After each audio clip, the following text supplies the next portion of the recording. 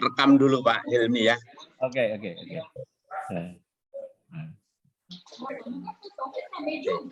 Baik, kita akan mulai saja. Assalamualaikum warahmatullahi wabarakatuh. Waalaikumsalam warahmatullahi wabarakatuh. Terima kasih kepada Bapak, Ibu, dan rekan semua yang telah hadir dan join bergabung dengan Dermaga 90 sesi ke-100 malam ini. Ini adalah malam yang sangat spesial bagi kami karena telah bisa melewati sampai session ke-100 ini, maka malam ini sungguh sangat spesial. Kita juga bisa menghadirkan Pak Hilmi Panigoro. Beliau adalah Presiden Direktur Medco Energi Internasional, juga adalah alumni GEA Angkatan 74 ya Pak Hilmi ya? Ya, betul. Jadi malam ini Pak Hilmi akan sharing dengan kita tentang masa depan industri energi Indonesia, atau tepatnya bagi Indonesia. Karena memang akhir-akhir ini sehubungan dengan isu-isu energi, tentang transisi energi dan lain sebagainya. Kebetulan kemarin kami itu lumayan banyak berhubungan dengan kampus, dengan mahasiswa dan lain sebagainya, dengan juga alumni-alumni yang lain dari khususnya dari geologi itu merasa juga was-was gitu, gimana ini akibatnya terhadap khususnya untuk geologi ya, atau pasar kerja bagi alumni geologi dan lain sebagainya, juga bagi Indonesia. Jadi nanti kita akan dapat pencerahan dari Pak Hilmi Panigoro tentang hal tersebut, walaupun mungkin tidak khusus itu ya. Baik, terima kasih juga telah menghadiri acara malam ini beberapa undangan yang kami undang khusus, diantaranya dari Rektorat, malam ini diwakili oleh Pak Dede, Pak Kaprodi, Mas Mirzam, Profesor Kusuma, Pak Lambo, Profesor Lambo Utasoid. Terima kasih telah gabung malam ini, dan rekan-rekan semua yang tidak bisa kami sebut satu persatu. Baik, untuk menghemat waktu, karena nanti kita akan diskusi dan sesi pertanyaan atau tanggapan. Kita karena nanti biasanya kita interaktif, tapi karena malam ini mungkin agak spesial ya, jadi nanti Pak Hilmi akan sharing. Setelah itu kita akan panggil beberapa audiens. Kita akan mencoba variatif, mewakili semua dari yang paling experience, paling senior, sampai yang masih mahasiswa. Malam ini juga sudah hadir, ada Aska dan Fitra, mungkin masih mahasiswa Pak Hilmi. Ya. Jadi setelah saya nanti memanggil untuk tanggapan, baru kita nanti akan buka untuk pertanyaan bebas dari floor gitu Pak Hilmi. Oke. Baik, silahkan Pak Hilmi. Oke. Mulianya, terima kasih. Monggo. Terima kasih. Bapak, Ibu, teman-teman semua yang saya hormati, selamat malam. Assalamualaikum warahmatullahi wabarakatuh. Waalaikumsalam warahmatullahi wabarakatuh. Terima kasih saya dikasih kesempatan untuk datang di forum ini.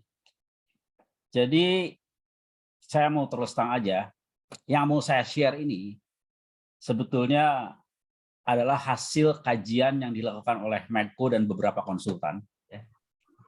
Itu kira-kira 2 tahun yang lalu kami itu mengengage Wood Mackenzie dengan satu tujuan. Kalau kita mau bikin strategic planning buat perusahaan energi seperti Medco, ya, apakah untuk minyak, untuk gas, untuk mineral, maupun untuk pembangkit listrik, kita tuh pengen tahu landscape dunia ini seperti apa, ya. Hari ini seperti apa, 10 tahun ke depan seperti apa, 20 tahun ke depan seperti apa. Nah, berdasarkan itu lalu kita bikin strategic planning perusahaan. Nah, beberapa take away dari studi itu saya akan share malam ini, dan tentunya namanya juga crystal ball, ya itu bisa salah. Jadi nanti saya akan minta pendapat dari teman-teman yang juga saya yakin banyak yang berkecimpung di bidang ini. Ya. Saya paling-paling bicara cuma 15 menit, maksimum 20 menit. Setelah itu saya akan undang teman-teman untuk ngasih tanggapan dan kita berdiskusi lah, karena saya bukan ahli kok, saya cuman kebetulan di perusahaan tugas saya itu bikin strategic planning buat jangka panjang. Ya. Sebelum itu coba kita kilas balik dulu sebentar, sebelum kita sampai ke depannya, ya, karena itu penting untuk kita perhatikan. Ya. Kalau kita balik ke permulaan coal itu menjadi sangat dibutuhkan, itu pada saat abad ke-19 ya. Waktu steam engine ini menjadi sangat populer. Dan coal tentunya pada saat itu ya that's the energy pada saat itu. Semua orang pakai itu. Mass production dari steam engine. Kemudian di awal abad ke-20 internal combustion engine menjadi sangat populer. Ya. Waktu itu Ford di Amerika, Mercedes, Benz di Eropa, mereka memulai ya popularitas internal combustion engine ini. Dan pada saat itulah mulai ada transisi dari coal menuju migas. Ya. Nah, yang saya ingin catat di sini ya, pada saat coal berubah menjadi migas, sampai hari ini itu udah 100 tahun lebih, ya, 100 tahun lebih. Ya. Apa yang terjadi? Coal ini market share-nya menurun, tapi volumenya nggak turun. Ya. Jadi memang migas mendominasi, tapi dominasinya itu berupa market share yang lebih besar. Coal-nya tetap ada. 100 tahun lebih itu prosesnya. Dan dalam 100 tahun itu terbentuklah sekarang ekonomi yang sangat tergantung sama migas yang size-nya 86 triliun dolar. Ya. Keep that in mind. Ya. 100 tahun infrastruktur ini dibangun menghasilkan ekonomi sebesar 86 triliun dolar yang sangat bergantung lebih dari 80% kepada fossil fuel. Nah, sekarang kita masuk abad ke-21. Terutama 10 tahun terakhir ini, begitu besar pressure ya, agar supaya kita masuk ke renewable energy. Kenapa? Dekarbonisasi. Ya. Mungkin Anda semua dengar kesimpulan-kesimpulan dari hasil studi panel PBB untuk perubahan iklim, UNFCCC. Tidak kurang dari sekjennya sendiri yang mengumumkan bahwa dunia ini masuk code red. This is an emergency. Fossil fuel investment has to stop right now. Otherwise, di akhir abad ini, dunia akan meningkat temperaturnya di atas 2 derajat, dan itu artinya katastrofi. Is that correct? Ya mungkin aja. Ya. Tapi ginilah, saya kira kita semua share ya concern bahwa level dari CO2 ini di sejak revolusi industri memang anomalus ya. Ya. Kalau yang paling tinggi sekian ratus ribu tahun yang lalu itu kalau nggak salah hanya sampai 300 ppm di udara ini. Sekarang ini udah sampai ke 400 ya. Itu memang concerning. Jadi kita semua share concern itu ya. Tapi sekarang bagaimana caranya agar supaya itu bisa dikurangi? Ya.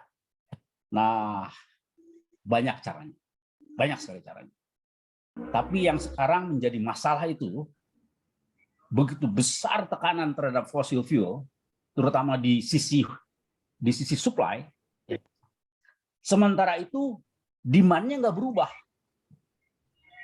Jadi kalau Anda lihat sekarang harga gas gila-gilaan di pasar, harga minyak udah lewat 90, saya takutnya tahun depan 100 bisa lewat gitu.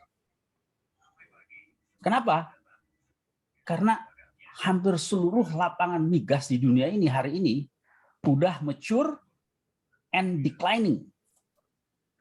Kita bicara non-renewable ya. Jadi kita harus selalu ganti dengan reserve baru, produksi baru. Kalau investasi itu berhenti, dia akan decline. And that's what happened today. Ya. Dibandingkan 2015, hari ini capex untuk eksplorasi dan produksi migas ini turun lebih dari setengah. Akibatnya apa? Ada problem di supply. Apakah demand-nya berubah? Tidak berubah. Oh, kan ada renewable. Nah, itu yang masalahnya. Ya. Kalau kita bicara renewable, ya, coba kita perhatikan dulu angka-angka di dunia hari ini. Ya. Ini sekarang ini, ya. Tadi saya mention mengenai studi yang saya lakukan bersama Wood Mackenzie. Ya. Kalau demand tidak berubah seperti sekarang, ya, dan kita memberikan asumsi bahwa electric vehicle ini akan berkembang dengan sangat cepat, accelerated mode. Ya. Lalu kita bikin skenario ini, ya ini tim-tim konsultan bikin skenario. 20 tahun ke depan apa yang terjadi? Ternyata demand untuk batu bara di dunia 20 tahun ke depan itu flat, nggak turun loh, flat. Minyak bumi, kan orang mikir, wah nanti kalau ada EV, minyak udah nggak dipakai lagi nih.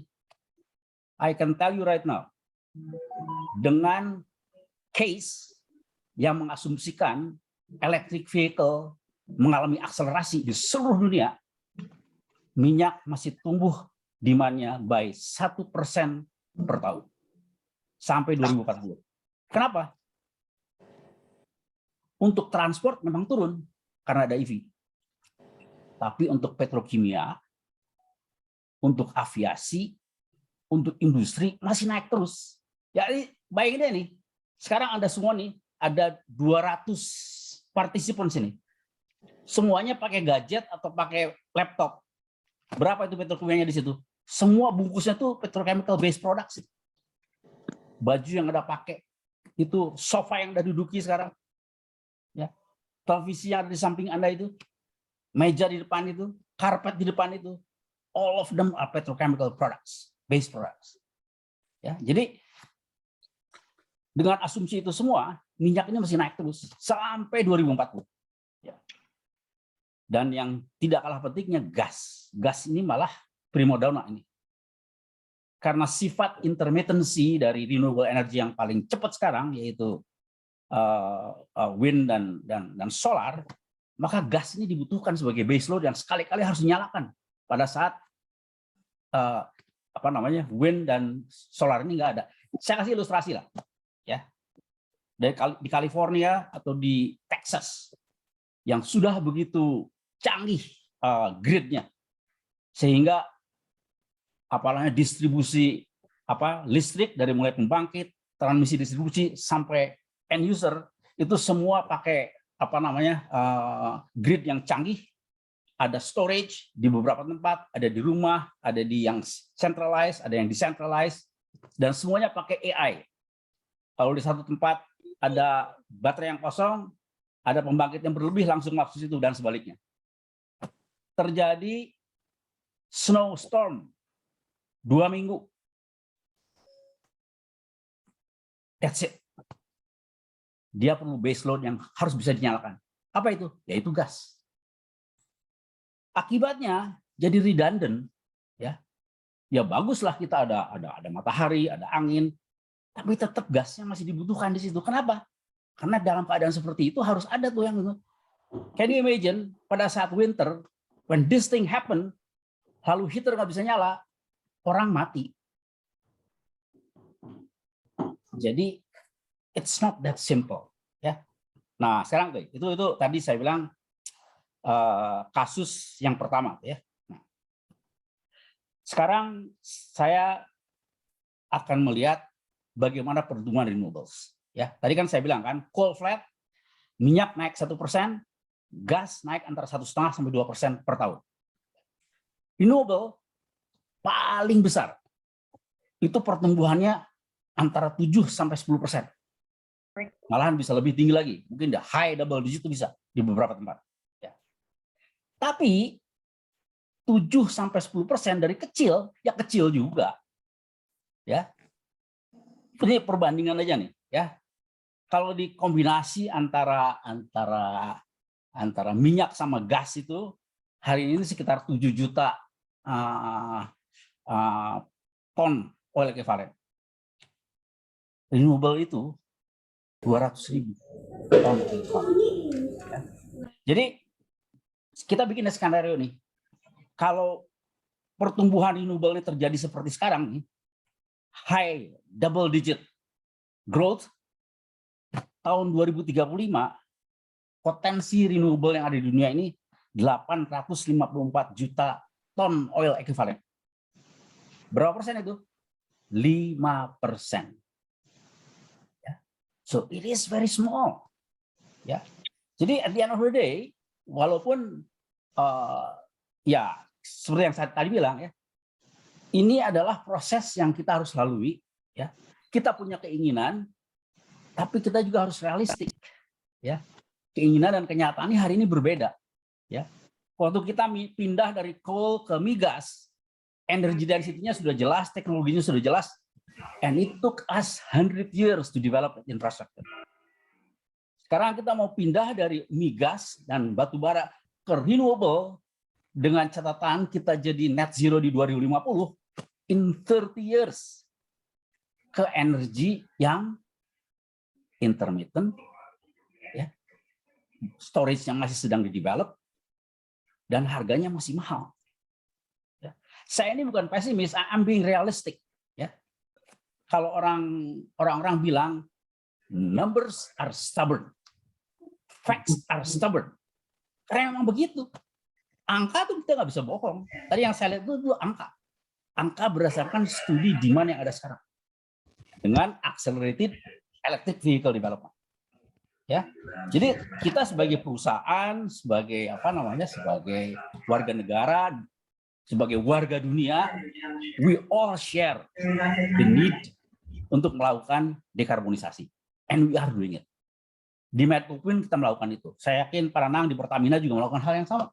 Ya, bagaimana caranya kita mengurangi greenhouse gas emission seminimum mungkin supaya kita bisa beroperasi dengan bersih, lingkungan kita juga bersih. Ya, kita udah mulai di operasi kita pakai electric vehicle, kita udah mulai bangun solar PV di daerah operasi kita yang mungkin pakai itu.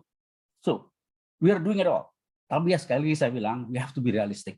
Ya, karena dunia ini masih memerlukan energi yang reliable dan affordable. Ya, oke. Sekarang kita lihat tadi kan angka dunia. Coba kita lihat angka di Asia. Ya. Asia ini unik, lain sama dunia. Ya, dengan asumsi yang sama seperti yang saya sebut tadi. Ke 20 tahun ke depan, coal ini tidak turun. Coal masih naik 1% per tahun. India itu udah terang-terangan, we still need coal. Karena dia perlu energi murah untuk membangun ekonominya. Kalau ada negara barat yang ingin itu dipercepat, silakan lakukanlah proses decommissioning, tapi biayanya kamu yang bayar. Ya, saya kira nggak ada negara yang melakukan itu ya. Minyak di Asia juga tumbuh 1% per tahun. Yang paling cepat tumbuhnya adalah gas, itu 3-4% per tahun. Ya, jadi sekali lagi Asia dan Indonesia ini unik. Oke, sebelum saya simpulkan, kita lihat Indonesia sekarang. Indonesia dengan asumsi yang sekarang ini, ya, dengan asumsi yang sekarang ini, coal akan masih tumbuh 3% per tahun minimum sampai 20 tahun ke depan. Ya, minyak akan tumbuh 2% per tahun. Dan gas juga sekitar 2% per tahun. Nah, renewable energy ini yang paling tinggi pertumbuhannya. 6% sampai 7% per tahun. Tapi sekali lagi 6% sampai 7% dari angka yang sangat kecil. Jadi 20 tahun kemudian ya masih kecil juga. Jadi I'm sorry to say teman-teman nih mungkin ada yang mengikuti rencana pemerintah by 2025 mau 25%, itu menurut saya itu wishful thinking gitu ya. Jadi ya mudah-mudahan saya salah, tapi kalau lihat angkanya sih ya seperti yang saya bilang tadi, facts are stubborn. Kita nggak bisa memungkiri itu ya. Nah, untuk mengkonklud pembuka diskusi ini, saya ingin sitir apa yang disampaikan Jokowi di acara pembukaan Kongres Renewable Energy yang terakhir. Saya datang di sana. Beliau pidato di depan kita semua. Tahu nggak yang disampaikan? Saya tahu kalau saya mau mengikuti komitmen negara untuk mencapai net zero di 2050 ataupun 2060, saya harus bangun kapasitas renewable energy yang sangat besar. Termasuk juga melakukan decommissioning dari coal fire power plant yang ada sekarang. Untuk itu ada dua hal yang harus saya kerjakan, dia bilang. Nomor satu, tarif listrik harus saya naikkan, dan saya nggak mau itu. Yang kedua, subsidi harus saya naikkan, saya juga nggak mau itu. Jadi nanti di G20, Pak Jokowi akan menagih sama negara-negara lain. 100 miliar dolar yang dijanjikan untuk membantu negara berkembang comply dan mencapai net zero by 2060, mana uangnya? Kalau mereka bilang belum ada, belum bisa, then business as usual. Jadi yang saya sampaikan barusan itu, I think that is what's going to happen. 20 tahun dari sekarang, fosil masih tetap 75-80%. Jadi teman-teman yang bergerak di bisnis energi, fossil base, mau minyak, mau gas, mau batu bara, you are still in the right business. Mungkin financing akan lebih susah, karena hari ini banyak sekali lembaga-lembaga keuangan yang mengharamkan melakukan financing untuk coal-based projects.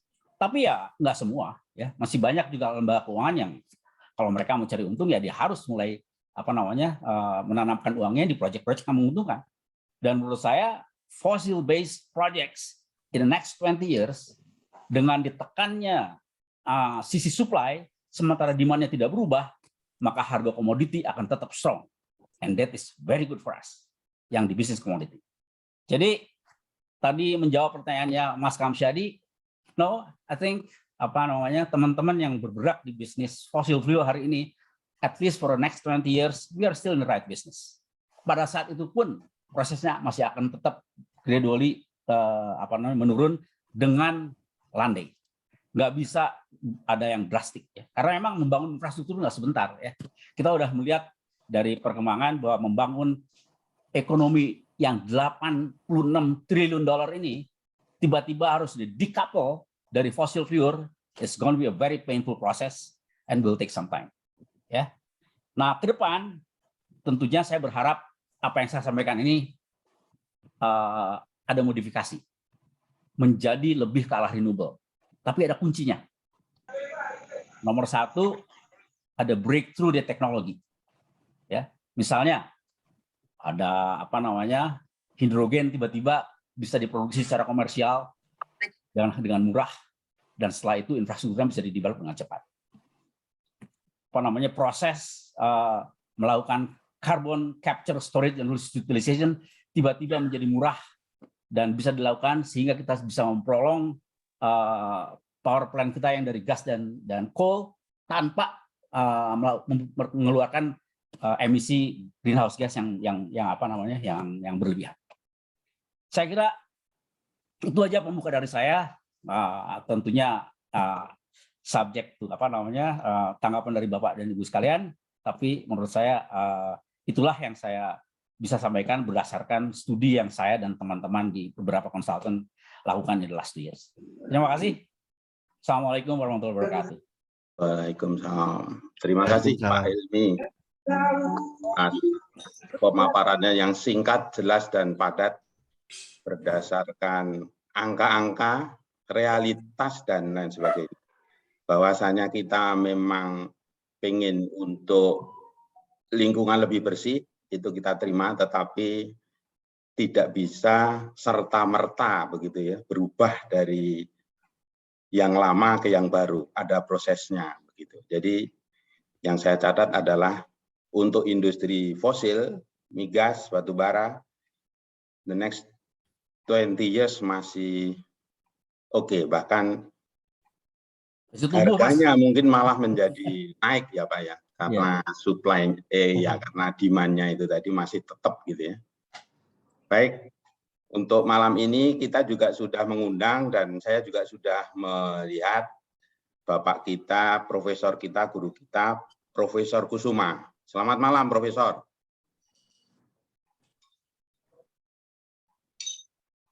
Selamat malam, Assalamualaikum. Waalaikumsalam. Pak Profesor Kusuma, mohon tanggapannya Pak. Silakan Pak. Oh begini, selamat malam tuh Pak Hilmi. Ya, saya sangat terkesan dengan apa yang disampaikan, terutama dengan angka-angkanya itu. Memang saya pikir paling tidak lah apa itu hidrokarbon atau fosil itu akan memang mungkin suatu sunset industry ya, tapi itu is going to be a long sunset ya. Karena begini, saya kira juga energi yang terbarukan itu apakah sudah cukup ya? Apakah bisa?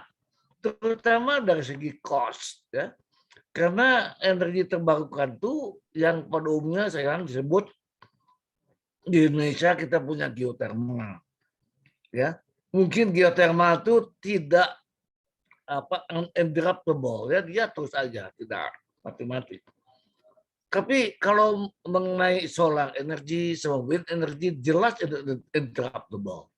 Ya, paling tidak ada malam. Ya. Juga angin juga ada. Bahkan sekarang energi krisis yang terjadi di Eropa karena angin yang tiba-tiba melempem ya. Sehingga itu timbul energi krisis Eropa. Jadi itu juga, dan juga selain itu tentu disebutkan akan bisa ditanggulangi dengan baterai ya atau power bank. Itu pun sesuatu hal yang sering disalahgunakan atau disalah mengertikan seolah-olah power bank itu suatu energi supply, padahal itu cuma storage saja sebetulnya.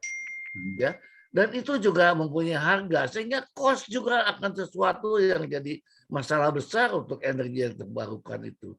Orang bisa mengatakan solar energi itu gratis, memang gratis, tapi untuk panelnya kan harus kita investasi, untuk baterainya juga kita investasi, ya. Dan itu juga solar cell juga ada masa jabatannya ya. Pada suatu ketika dia harus diganti juga sehingga tidak ada yang gratis sebetulnya di sini. Ya. Begitupun angin sama. Ya. Nah, dengan demikian juga saya tuh terutama untuk Indonesia saya tuh belum pernah mendengar berapa sih potensi geotermal, apalagi potensi yang lainnya seperti potensi solar energi dan juga angin ya, sampai berapa besar itu nggak pernah dibahas, nggak pernah ada data-data untuk itu. Saya juga mengerti kenapa, karena saya pikir kita punya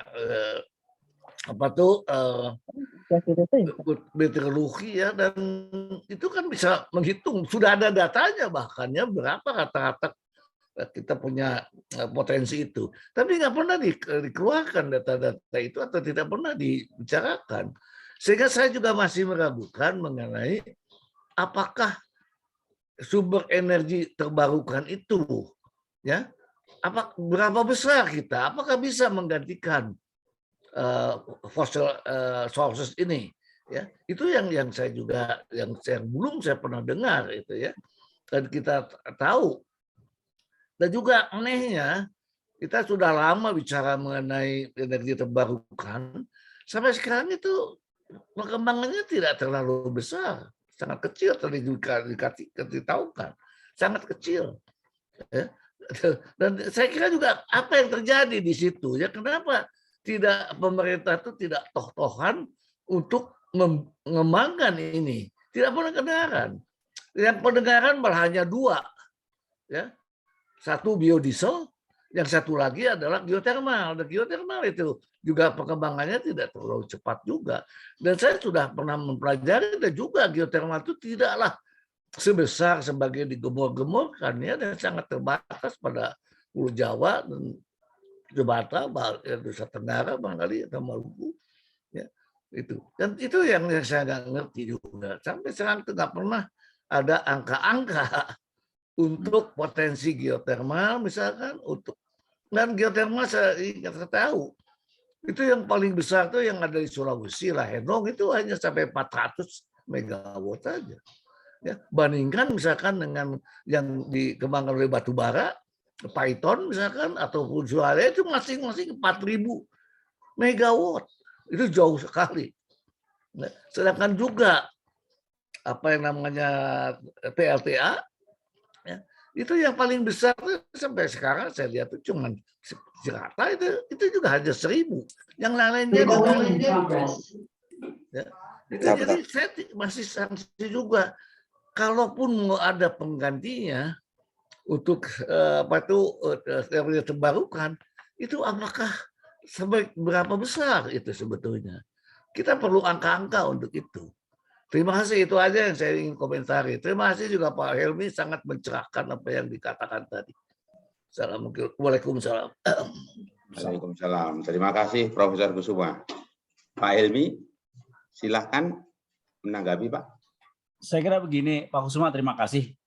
Kalau bicara data ya, yang data angin, data apa namanya radiasi matahari, potensi geotermal dan yang lain-lain semua sudah Pak. Itu di websitenya apa ESDM yang EBTK itu ada semua Pak di situ Pak. Ya apakah itu angkanya reliable atau enggak ya itu cuman God knows Pak. Tapi yang jelas kalau angka itu ada Pak, dan itu adalah angka yang baku dan apa namanya menurut saya sih angkanya cukup reasonable, tapi ya itu constraint-nya hari ini memang adalah bagaimana apa namanya monetize itu semua sehingga bisa menjadi apa namanya potensi kapasitas renewable energi yang cukup di negeri ini. Tadi mungkin saya ingin tambahkan Pak, kan demand yang paling besar ini Jawa ya, Jawa dan Sumatera. Sedangkan hari ini setelah ada COVID memang PLN ini agak oversupply ini listrik ini. Jadi sekarang ini kemarin at least beberapa tahun memang renewable energy di Jawa ini agak ditekan sebetulnya. Kenapa? Karena kalau dia masuk nanti PLN harus beli dengan harga tinggi, sementara batu bara ini kan hampir semua power plant-nya ini take or pay. Jadi ya berdarah-darah lah PLN. Makanya itu yang saya bilang tadi, yang Pak Jokowi sampaikan, kalau kita dipaksa untuk mendecommission coal fire power plant dan memasukkan renewable energy yang harganya lebih mahal, maka harus ada dua hal, naikin harga listrik atau tambah subsidi. Dua-duanya pemerintah nggak mampu. Jadi makanya bisnis as usual itu sebabnya buat Indonesia it's a challenging situation. Itu aja, terima kasih.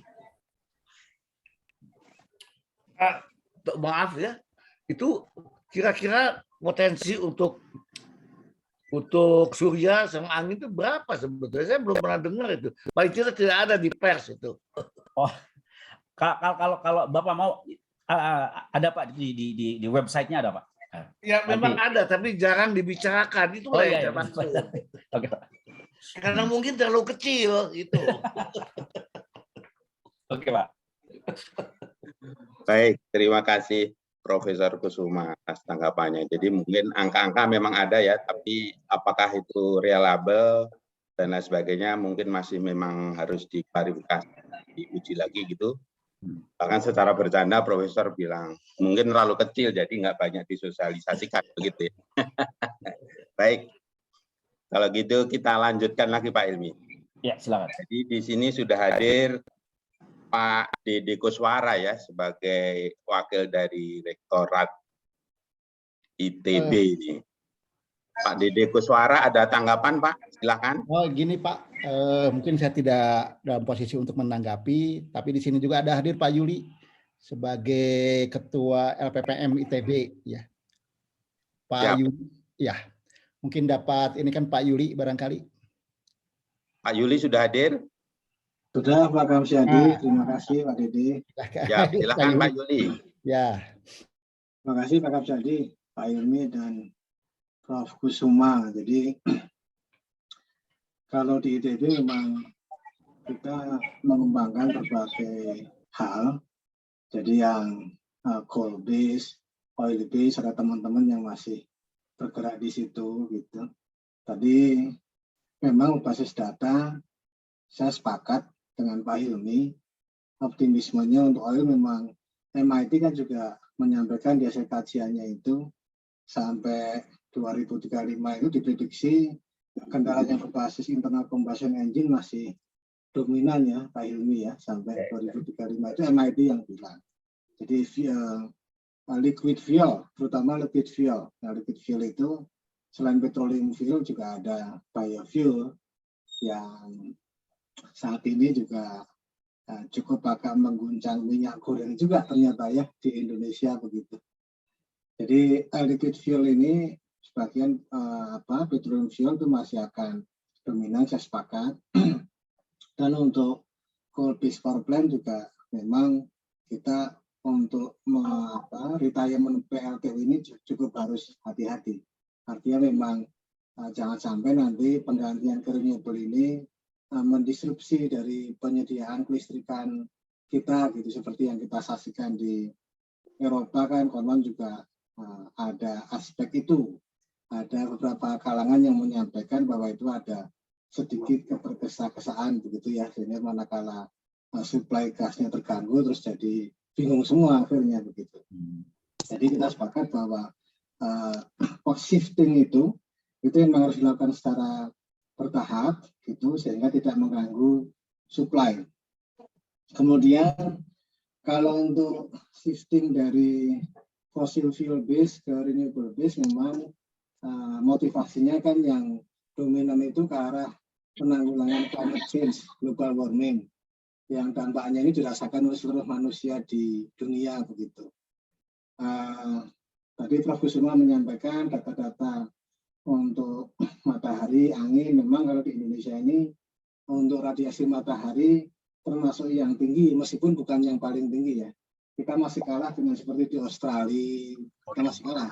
Level radiasinya kita itu sekitar 4,8 sekian lah kilowatt-hour per meter persegi per hari. Yang terdekat akan dibangun kan yang di Cirata itu, yang konon saya dengar di 145 megawatt ya Pak Ilmi ya, di Cirata itu. Floating PV itu sesuatu yang fantastis sebetulnya itu, angka yang luar biasa besar. Developernya menyampaikan bahwa dia sudah sanggup 5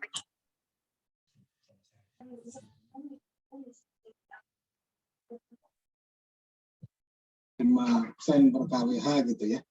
Tapi memang Pak Ilmi betul tadi menyampaikan bahwa intermitensi dari solar energy dan wind energy ini saat ini belum sepenuhnya bisa ditanggulangi. Yang Pak Ilmi sampaikan tadi betul, jadi seperti halnya di Eropa, Amerika, juga standby power plant-nya itu gas memang, gas turbine. Itu yang standby sehingga manakala terjadi intermitensi pada solar energy, pada wind energy, ini lalu gasnya masuk sehingga kadang justru memang dari sisi emisi CO2, dari sisi biaya, itu ada problem memang di aspek yang itu. Oleh karena itu kami di ITB itu juga kajian ini kita bersama dengan beberapa pihak yang cukup agak sudah jalan dengan Mitsubishi. Kita ingin mengembangkan energy storage system untuk mengatasi intermitensi itu. Jadi misal dari solar energy potensi di Indonesia cukup besar karena kita di Katulistiwa dibandingkan dengan wind energy. Kalau wind itu kita memang nggak merata ya.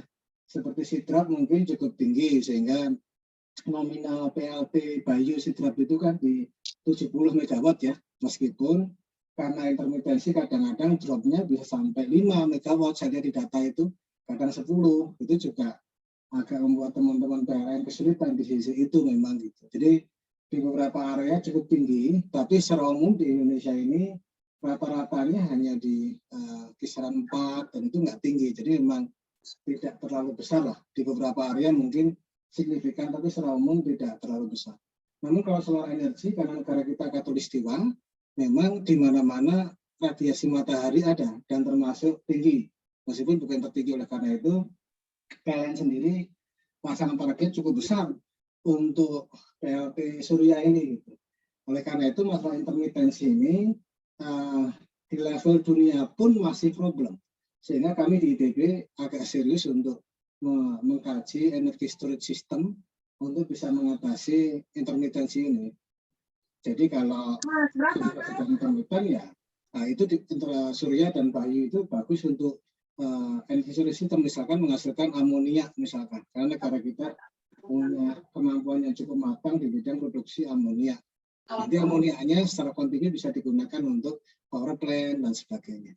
Jadi kalau di ITB ini segala macam dikaji, jadi ke arah oil and gas juga tetap ada teman-teman yang mengkaji, ke arah energi baru terbarukan juga, termasuk nuklir juga kami kaji juga. Jadi semua opsi perlu dikaji karena memang besarnya jumlah kebutuhan energi di Indonesia ini, kami percaya tidak bisa dihandle oleh hanya 1, 2, 3 sumber energi.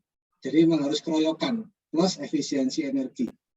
Saya kira begitu Pak Kamsadi dari kami. Terima kasih atas waktunya Pak.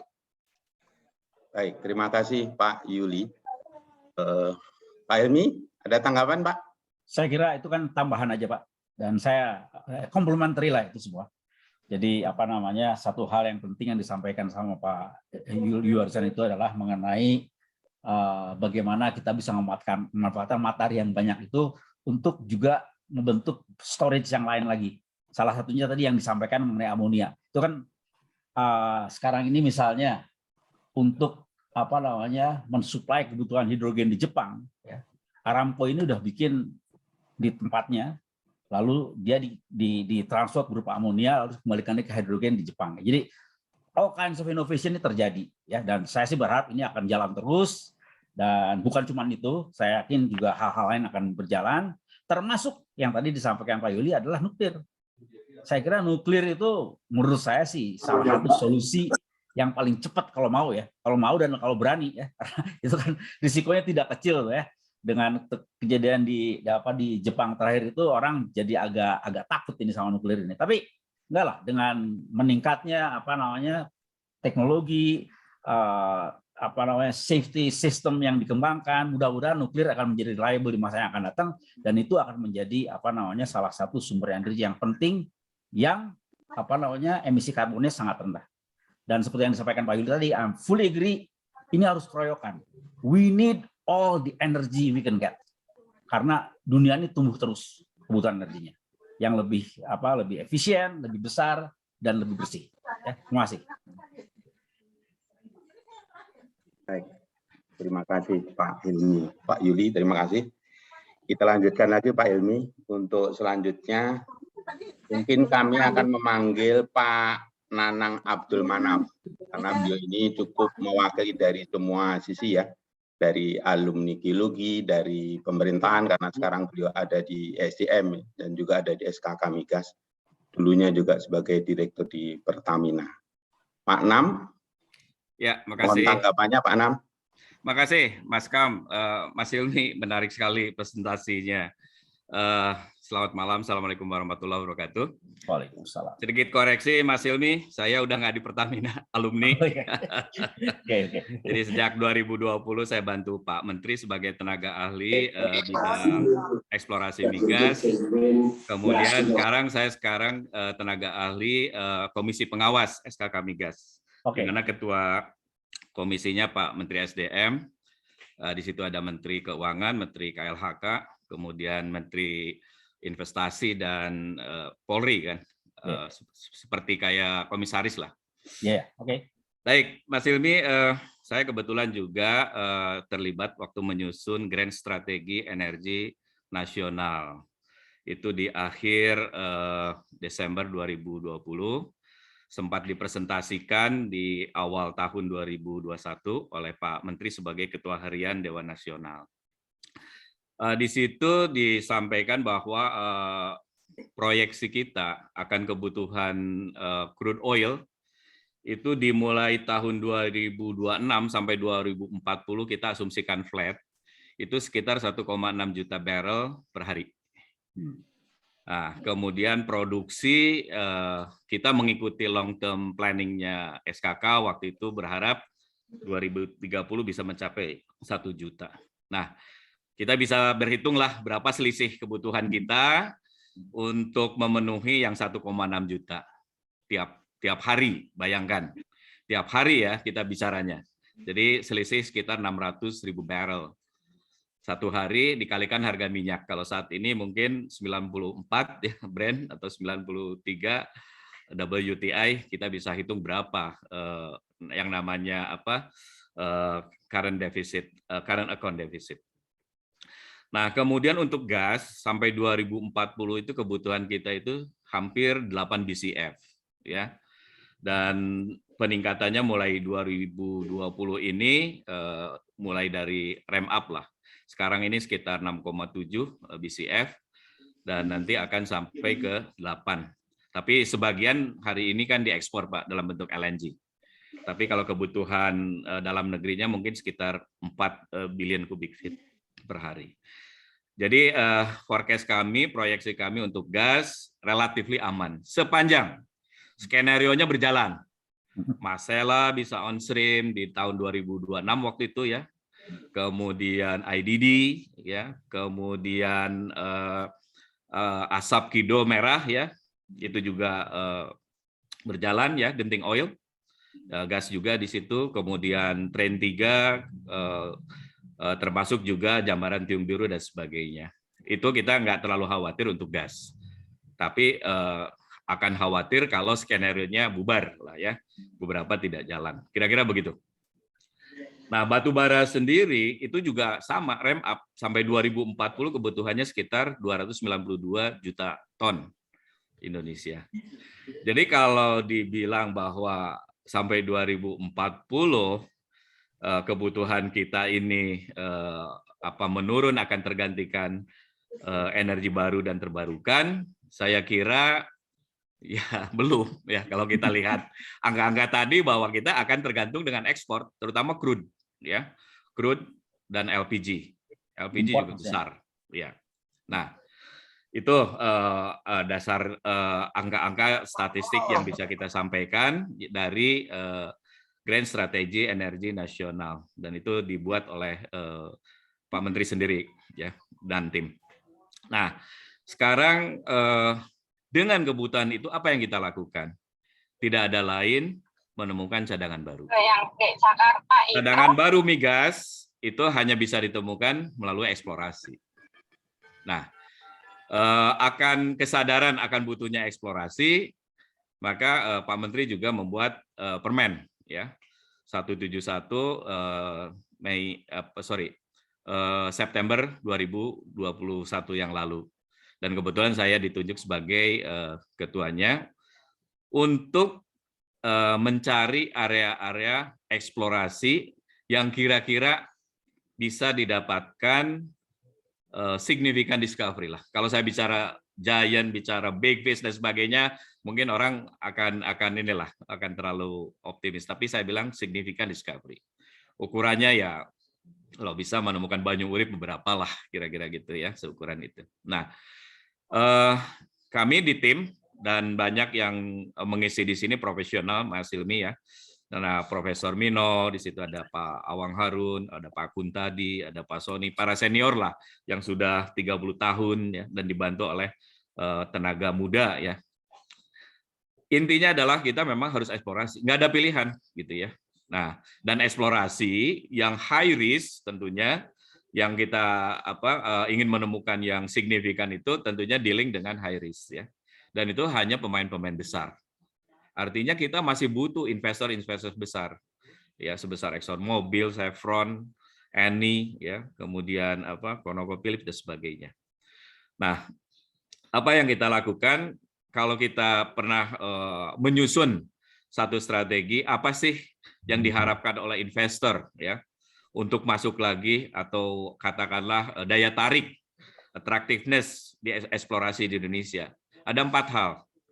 Pertama tentunya prospectivity ya. Prospectivity itu size dari prospek ya, kematangan prospek, kemudian data ya, 3D-nya, 2D-nya ya, beberapa sumur yang dibor dan sebagainya dan sebagainya. Yang kedua adalah fiskal ya. Kita berebutlah dengan negara-negara yang membutuhkan investor, dengan Malaysia, dengan Vietnam, dengan Thailand ya, dengan Myanmar, kemudian termasuk juga dengan Australia, Timor Leste dan sebagainya. Kita berbagi atau berebut kue. Yang tadi Mas Hilmi sudah sampaikan, sejak 2015 capex kita terutama eksplorasi ini tinggal 50% ya. 50% dari 2015, bayangkan. Nah, kemudian sisanya adalah regulasi yang pasti ya. Banyak investor yang mengatakan kontrak sanctity dan sebagainya. Karena itulah yang menjamin investasi di suatu area dan sebagainya. Jadi kembali ke paparan Mas Hilmi, ya saya kira align lah Pak, ya Mas Hilmi. Jadi bahwa apa yang disampaikan bahwa ya memang kita masih membutuhkan minyak, gas, batu bara. Dan untuk bisa mendapatkan cadangan yang nantinya siap diproduksikan, ya eksplorasi. Jadi buat teman-teman ya, buat para senior yang masih bergelut di oil and gas ya, kita kembali eksplorasi, dan eksplorasi. Kalau kita mau meningkatkan produksi, kita semua kita sekarang dealing dengan mature field ya, yang otomatis ongkos produksinya naik ya, itu udah otomatis lah dengan lapangan tua ini, karena butuh injeksi, butuh EOA dan sebagainya. Saya kira itu saja dari pendapat saya. Saya tidak dalam kapasitas men-challenge, justru saya mendukung apa yang disampaikan Mas Hilmi, dan buat teman-teman jangan putus harapan bahwa lapangan terutama di hulu migas masih terbuka, karena kita butuh menemukan lagi cadangan-cadangan baru yang siap diproduksikan. Makasih Mas Kamsiadi, Mas Hilmi, makasih. Terima kasih. Waalaikumsalam warahmatullahi wabarakatuh. Pak Hilmi, ada tanggapan? Saya kira nggak ada. It's complementary. Silakan. Siap. Baik, kalau gitu kita lanjutkan. Berikutnya sebetulnya kami juga mengundang Mas Aji nih, Mas Tutuka Aryaji, Dirjen Migas kita, tapi kami belum melihat beliau hadir gitu. Tapi mungkin saya kelewatan nih, karena yang hadir sudah 283. Jadi kalau ngecek satu-satu saya agak kesusahan ini. Saya coba panggil aja, mungkin bila sudah hadir Mas Aji. Mas Tutuka Aji. Ada itu. Mas Tutuka Aryaji hadir? Baik, kayaknya memang belum hadir. Kalau begitu saya akan lanjutkan ke, wah ini Pak Ronald Gunawan juga sudah hadir ini Pak Hilmi. Ini adalah panglimanya Pak. Selamat malam Pak Ronald. Malam. Pak Ronald, bila berkenan mohon memberi tanggapan Pak Ronald.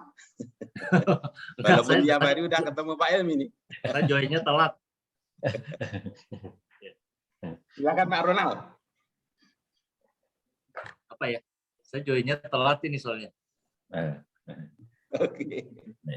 Jadi ini tentang ya Pak, jadi tentang perkembangan industri energi dan isu-isunya yang terkini ini Pak, karena memang kan ada transisi energi terbarukan dan lain sebagainya. Tadi Pak Hilmi sudah menyampaikan tentang angka-angka atau realitasnya gitu, karena keinginan kita memang untuk menuju ke industri yang lebih bersih gitu ya, which is sebagai lawannya sekarang ini wacananya adalah energi fosil lawannya itu, tetapi bahwa kenyataannya kecepatan pertumbuhan energi yang terbarukan ini tidak cukuplah kalau sampai industri fosil ikan gitu, karena tidak bisa serta merta gitu ya Pak Hilmi.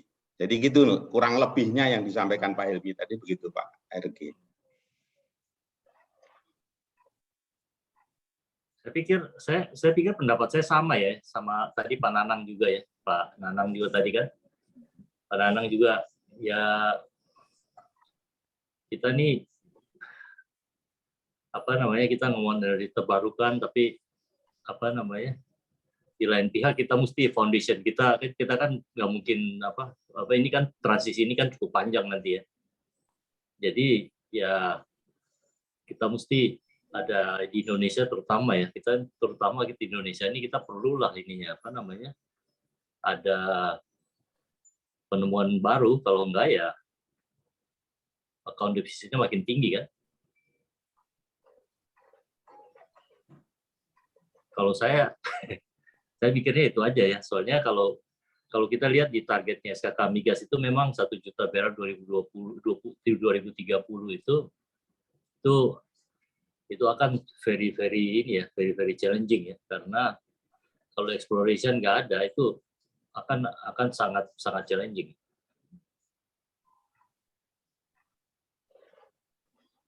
Baik, Aruna, terima kasih. Jadi memang harus eksplorasi ya, harus lebih digiatkan karena khususnya untuk Indonesia, karena itu memang akan sangat menentukan untuk industri energi ke depan ya Pak Ronald ya. Iya. Baik, Pak Helmi mau menanggapi? Saya kira enggak. Again, Ya. saya soal komplementari. Baik, kalau kita lanjutkan Pak Helmi untuk wakil dari kampus juga, ini ada Kaprodi kita Pak Mirzam. Pak Mirzam, ada tanggapan Pak Mirzam? Baik, Mas Kamsadi, terima kasih. Enggak. Pak Hilmi, selamat malam. Malam. Terima kasih sekali Pak, ini pemaparannya gitu Pak, sangat membuka kami semua, terutama yang bergerak di bidang akademisi begitu. Saya mencoba menyampaikan, melengkapi apa yang disampaikan Pak Yuli gitu ya, mewakili Bu Rektor. Ini mungkin dalam konteks tadi gitu ya, transisi dari energi fosil ke energi terbarukan yang ternyata ada cita-cita tetapi juga ada kenyataan di lapangan begitu ya. Nah, sekarang ini khusus untuk program studi teknik geologi se-Indonesia ada namanya Asproditegi, Asosiasi Program Studi Teknik Geologi se-Indonesia begitu ya. Di mana nanti distribusinya itu tiap wilayah geografi bisa terwakili. Itu artinya bahwa akan ada sumber daya yang siap untuk bergerak dengan cepat begitu ya, sesuai dengan wilayahnya. Kami pun mempunyai konteks untuk berintegrasi dan menyamakan kurikulum dan juga kualitas pendidikan yang ada gitu ya. Jadi saya berterima kasih sekali gitu ya, malam ini bersyukur bisa mendengarkan bahwa kita memang sekarang stakeholder pendidikan itu tidak lagi dosen begitu, tetapi ada juga advisory board ya, termasuk Pak Hilmi yang sudah berkenan menjadi advisory board S1, terima kasih. Kemudian pemerintah pun bersinergi membuat program namanya Merdeka Belajar Kampus Merdeka. Harapannya adalah membridging bahwa anak-anak yang dihasilkan di perkuliahan itu pun akhirnya siap gitu ya, tanpa perlu transisi yang lebih panjang. Tetapi tadi saya melihat ada satu gap juga yang sebenarnya kemudian perlu diisi begitu ya. Jadi transisi dari energi fosil ke terbarukan itu artinya kita perlu proses, perlu transfer teknologi. Nah, peran ini yang coba diambil dari program studi teknik geologi yang ada di Indonesia, bagaimana kemudian lulusannya itu siap gitu ya dalam konteks bertransisi tadi begitu. Nah, tadi seperti yang saya sampaikan bahwa total ada 35 begitu ya, tetapi itu pun masih menjadi PR gitu ya, karena beberapa itu masih ada prodi yang baru yang kemudian memang masih menginduk pada program studi dari prodi teknik geologi yang lahir lebih dulu dari beberapa univ yang sudah ada. Mungkin itu Pak Hilmi sebagai gambaran saja bahwa kami pun dari sisi akademisi siap begitu ya, kemudian bersinergi dengan pihak industri, kemudian bercita-cita menyampaikan apa yang tadi disampaikan oleh Pak Jokowi gitu ya, bahwa transisi 2040 itu menjadi zero itu adalah sesuatu yang tidak mustahil begitu ya, tetapi juga tidak mudah, tetapi kami siap untuk berkolaborasi dan berkontribusi dari sisi pendidikan.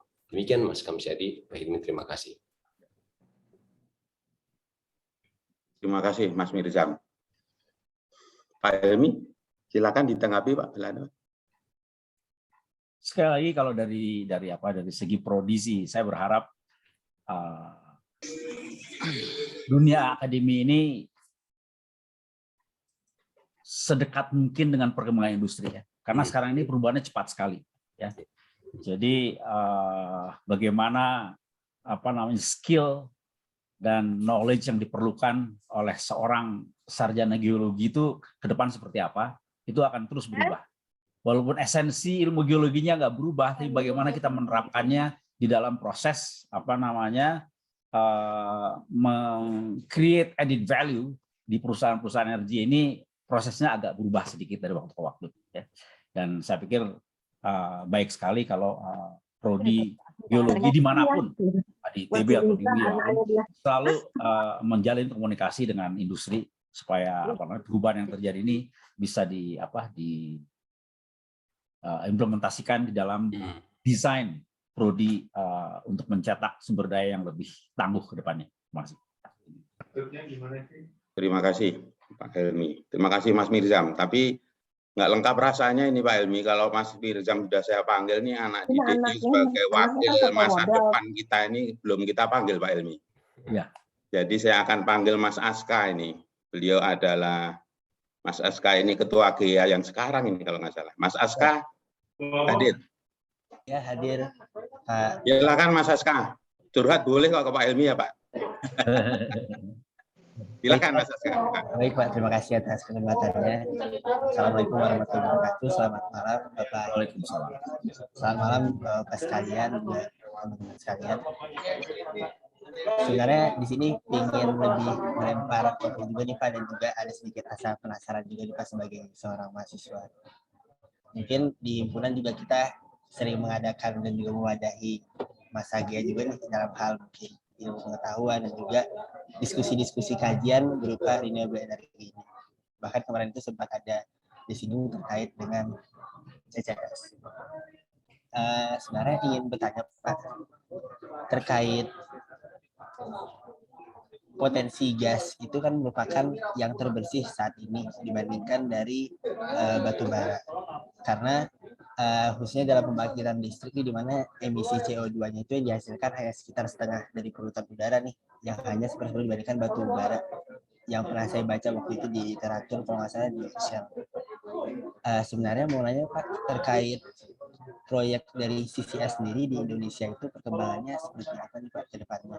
Karena yang seingat saya pernah membaca juga nih Pak, kalau nggak salah lagi gencar-gencarnya di Indonesia itu lagi mendukung program strategi net zero emission pada tahun 2050.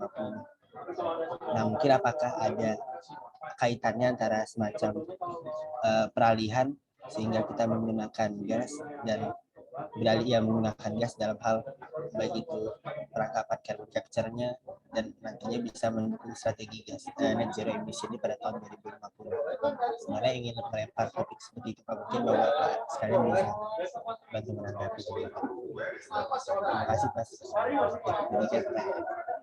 Baik. Kayaknya temannya Mas Aska ini cukup banyak ini Pak Helmi. Semoga Pak Helmi nangkep juga ini apa yang agak kredit. Silahkan Pak Helmi. Oke.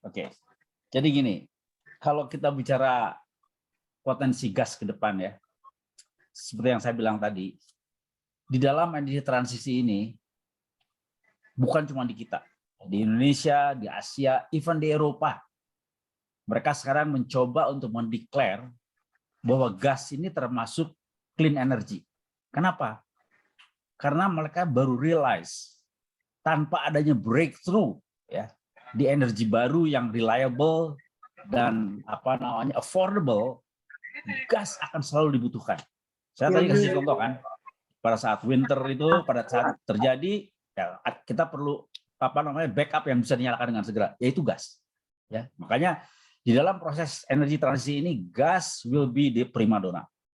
Unless ya tadi yang saya bilang ada energi-energi baru lain yang menjadi breakthrough, misalnya tiba-tiba hidrogen jadi komersial, bisa diproduksi dalam jumlah besar, infrastrukturnya bisa di-develop dengan cepat ya. Itu is a different story. Begitu juga dengan nuklir.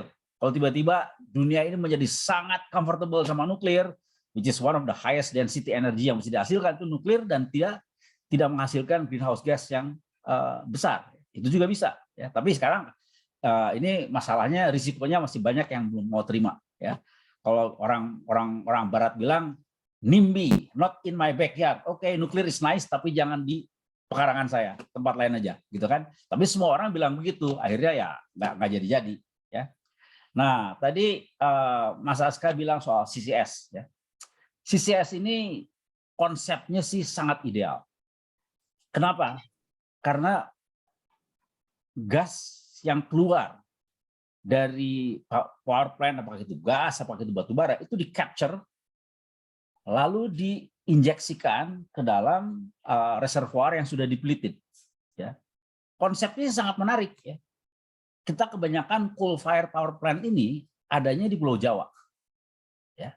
Dan kalau lihat sejarah produksi migas di Indonesia, Laut Utara Jawa, dari mulai Jawa Barat, Lampung, semua Jawa Timur, itu sudah banyak sekali reservoir-reservoir yang sudah dipelited.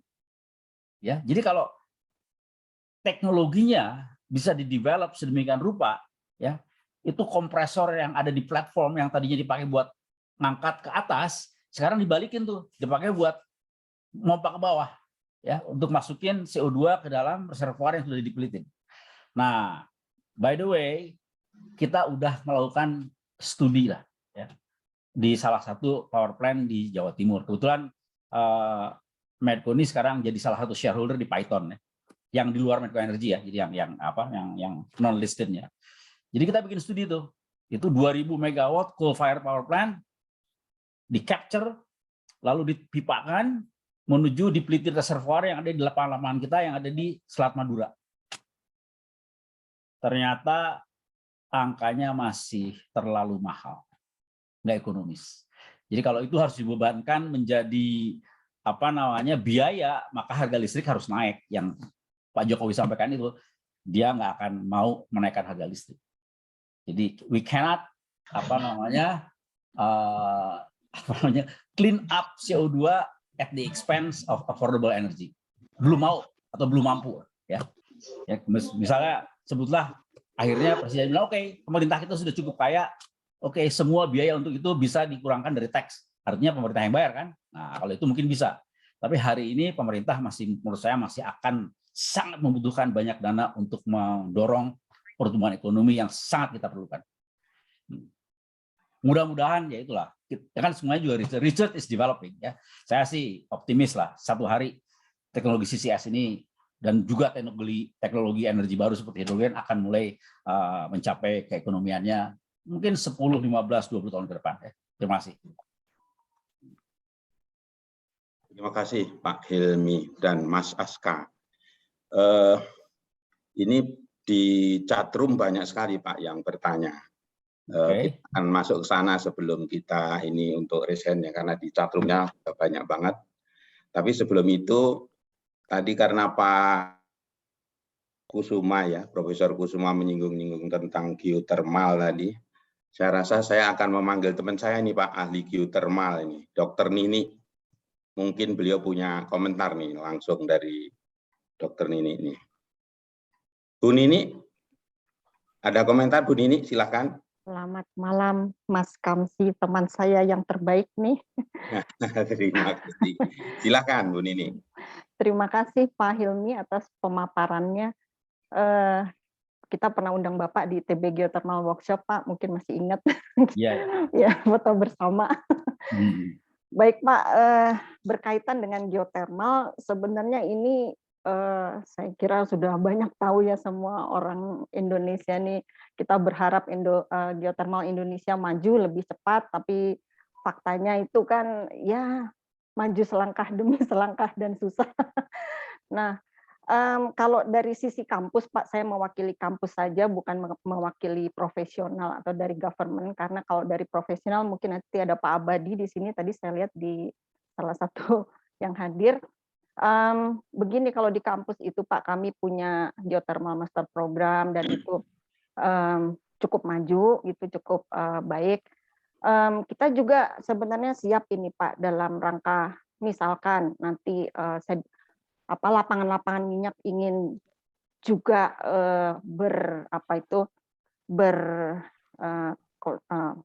mengembangkan geothermal gitu di lapangan minyaknya, atau kita menyebutnya hot sedimentary aquifer gitu. Jadi kami sebenarnya juga udah mulai riset ke sana. Jadi kalau nanti teman-teman di Migas itu berkeinginan riset bersama dengan kami, kita udah cukup siap sebenarnya dalam hal itu. Jadi kami siap mendukung transformasi itu. Jika teman-teman Migas pun mau berkolaborasi dengan kita untuk pengembangan lapangan geotermal di lapangan minyak atau di cekungan sedimen.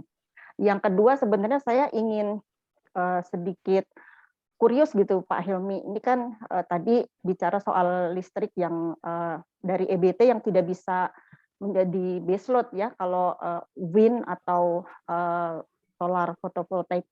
Nah, tapi kalau geotermal kan bisa ya Pak. Nah, Bapak sendiri kan pelaku gitu ya, pelaku geotermal nih gitu, dan Bapak juga pelaku gas gitu. Nah, kalau menurut Bapak nih untuk geotermalnya supaya maju juga gimana nih? Jadi kan seolah-olah sekarang geotermal bukan dibentrokan juga ya, dikompetisikan juga dengan migas nanti dengan gas gitu untuk ke depannya. Padahal kita juga sekarang susah untuk maju. Ini ada langkah-langkah apa kalau dari pihak Bapak ini supaya geotermalnya maju juga? Saya kira Medco tuh juga punya geotermal di Ijen ya, di Sarula gitu.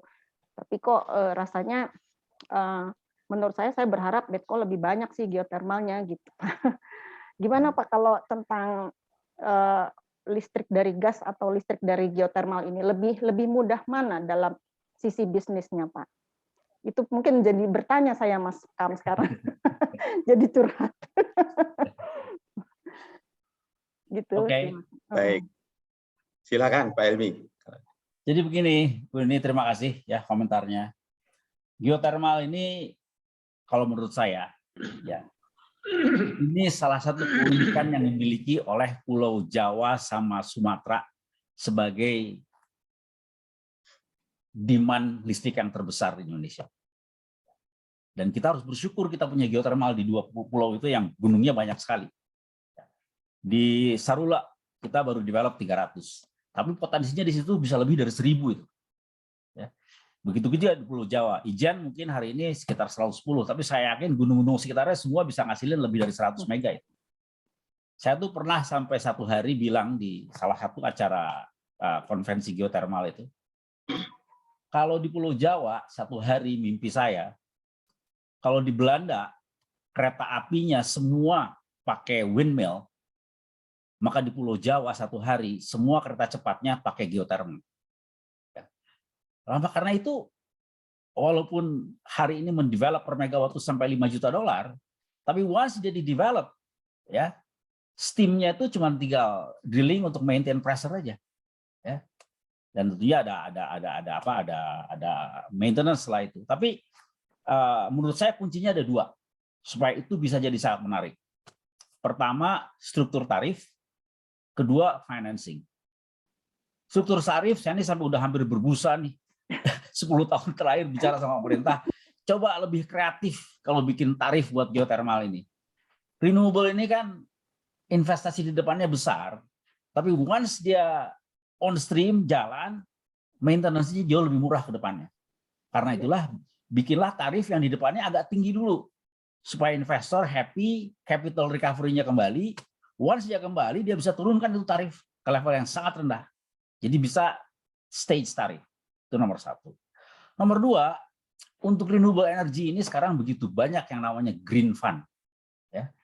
Dan green fund ini, kita tahulah hari ini dengan interest rate yang begitu rendah di Eropa dan di Amerika, maka dengan 1-2% interest rate, udah banyak tuh fund yang bisa nyari tempat. Ya. Nah kan kalau kita bicara proyek-proyek geotermal ini, mungkin return-nya itu dengan tarif yang let's say sekitar 10 sen, paling-paling return-nya 7%, 8%, malah kadang-kadang bisa cuma 6%. Tapi kalau financing-nya cuma 1%, kan tetap menarik. Ya, jadi menurut saya pemerintah harus ikut membantu ya untuk menurunkan cost of fund ini. Ya, karena memang green fund ini banyak sebetulnya, tapi unfortunately seperti yang disampaikan sama Jeffrey Sachs kemarin tuh di Mandiri Investment Forum, memang ada adilan di dalam soal distribusi keuangan di dunia ini. Ya, dia bilang dari 81 ya, negara berkembang, 79 diantaranya tuh non-investment grade dari ratingnya Moody. Akibatnya apa? Ongkos untuk pinjam uang jadi tinggi. Nah, disinilah menurut saya pemerintah bisa berperan ya untuk memberikan semacam payung sehingga pada saat proyek-proyek seperti ini bisa didevelop oleh swasta, cost of fund-nya bisa diturunkan sampai level yang paling rendah sehingga tarifnya pun bisa kompetitif. Ya. Saya kira itu, Bu. Terima kasih. Makasih Pak Hilmi. Jadi masih isu klasik juga ya Pak, pembiayaan dan harga. Iya, isu klasik, tapi nggak pernah dikerjain. Siap. Susah kalau udah sampai situ. Baik Pak Hilmi, terima kasih Pak. Oke. Terima kasih Bu Nini. Baik, saya akan masuk ke chatroom ini Pak. Oke. Oh ya, tapi sebelumnya ada satu lagi Pak. Ini ada teman saya nih karena beliau di SKK Migas juga mungkin duta besar di Medco juga nih teman saya ini Pak. Ya. Saya mohon komentarnya dulu Pak ini. Mas Ari Arjuna. Mas Ari Arjuna. Mas Samsi, assalamualaikum, hadir. Waalaikumsalam. Ini mohon komentarnya ini Mas Ari Arjuna karena memang Mas Ari Arjuna wakil dari Hidrokarbon ini. Ya, salam hormat Pak Hilmi, saya Ari, kemudian di SKK Migas saya dapat penugasan di Medco Pak, sebagai representatif. Baik, yang disampaikan Pak Hilmi menurut saya memang sangat menarik ya, challenge-nya memang sangat besar seperti itu ya. Cuman kan banyak apa yang disampaikan Bapak itu kan dari sisi istilahnya investor seperti itu Pak ya.